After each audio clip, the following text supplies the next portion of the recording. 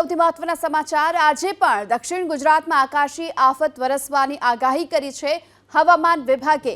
હવામાન વિભાગની આગાહી અનુસાર દક્ષિણ ગુજરાતના ભરૂચ, સુરત, તાપી, નવસારી અને વલસાડ જિલ્લાના છૂટાછવાયા સ્થળો પર ભારેથી અતિભારે વરસાદ વરસી શકે છે અને અતિભારે વરસાદની શક્યતાને જોતા આ જિલ્લાઓ માટે હવામાન વિભાગે ઓરેન્જ એલર્ટ જાહેર કર્યું, જ્યારે કે નર્મદા અને ડાંગમાં ભારે વરસાદની શક્યતા છે।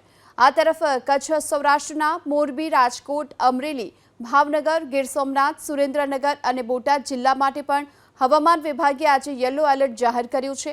ઉત્તર ગુજરાતની વાત કરીએ તો બનાસકાંઠા જિલ્લાના છૂટાછવાયા સ્થળો પર આજે અતિભારે વરસાદની આગાહીને પગલે ઓરેન્જ એલર્ટ જાહેર કરાયું છે।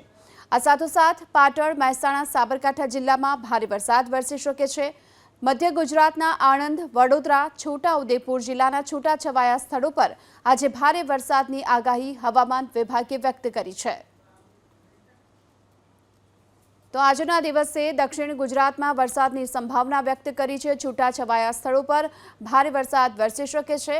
જો કે આ સાથે જ સૌરાષ્ટ્રના ગીર સોમનાથ, ભાવનગર, બોટાદ, આ તરફ અમદાવાદ, પાટણ, મહેસાણા, સાબરકાંઠામાં પણ આજે વરસાદની આગાહી હવામાન વિભાગે વ્યક્ત કરી છે।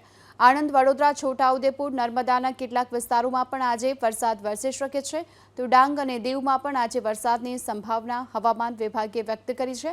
આ સાથોસાથ ભરૂચ, સુરત, તાપી, નવસારી, વલસાડમાં ઓરેન્જ એલર્ટ જાહેર કરાયું છે। વલસાડ, બનાસકાંઠા, દમણ, દાદરા નગર હવેલી માટે યલો એલર્ટ જાહેર કરાયું છે।